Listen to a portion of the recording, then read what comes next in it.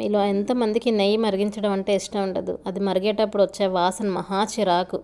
కానీ ఇలా ఈ ప్రాసెస్లో చేసుకుంటే అసలు మీకు బ్యాడ్ స్మెల్ అనేదే రాదు. సో ముందుగా పాలు మీద వచ్చే మీగడని ఒక 10 డేస్ ఇలా బాక్స్లో కలెక్ట్ చేసుకొని ముందు రోజు నైటే ఒక స్పూన్ పెరిగేసుకొని తోడు పెట్టేసుకొని ఉంచేసుకోవాలి.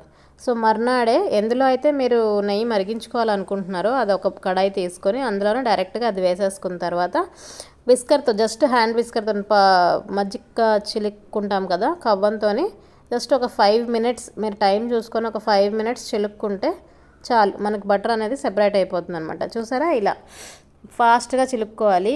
వాటర్ అవసరం లేదు, ఐస్ క్యూబ్స్ అవసరం లేదు, అసలు ఏం అవసరం లేదు. జస్ట్ అది వేసుకొని చిలుక్కుంటే ఒక 5 మినిట్స్లో మీకు ఇలా బటర్ మిల్క్ బటర్ రెండు సెపరేట్ అయిపోతాయి అనమాట. సో ఇలా అయిపోయిన తర్వాత ఒక చెంబు వాటర్ వేసుకొని నీట్గా అది కడిగేసుకోవాలి.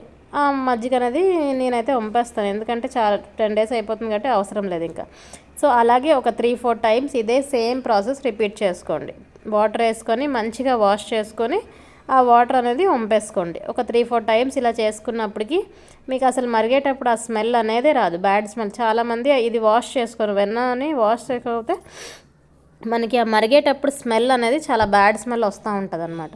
సో ఇలా 3-4 టైమ్స్ రిపీట్ చేసుకున్న తర్వాత అంతే, ఇంకా గ్యాస్ మీద స్టవ్ మీద పెట్టేసుకుని మరిగించుకుంటే మనకి మంచిగా వెన్నపూస. ఇలా అయితే బటర్ మీరు బాక్స్లో పెట్టుకొని ఫ్రీజర్లో పెట్టుకోవచ్చు, అలా అయితే బటర్లా యూస్ చేసుకోవచ్చు. లేదు వద్దు అనుకుంటే మరిగించుకుంటే మనకి నెయ్యి అనేది అయిపోతుంది. సో ఇలా ఒక 10 మినిట్స్ మరిగించుకుంటే మనకి నెయ్యి అనేది సెపరేట్ అయిపోతుంది అనమాట. సో ఈ ప్రాసెస్లో చేసుకుంటే మనకి రెసిడ్యూ కూడా చాలా తక్కువ ఉంటుంది. ఇంకా నెయ్యి ఎక్కువ రోజులు ఫ్రెష్గా ఉండాలంటే కొంచెం కరివేపాకు యాడ్ చేసుకుంటే ఇంకా బాగుంటుంది.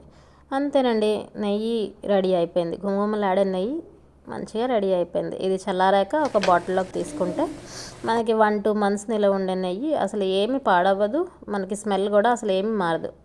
ఖచ్చితంగా చాలా బాగుంటుంది. వీడియో కనుక నచ్చితే లైక్ చేయండి, షేర్ చేయండి, సబ్స్క్రైబ్ చేసుకోండి. బాయ్.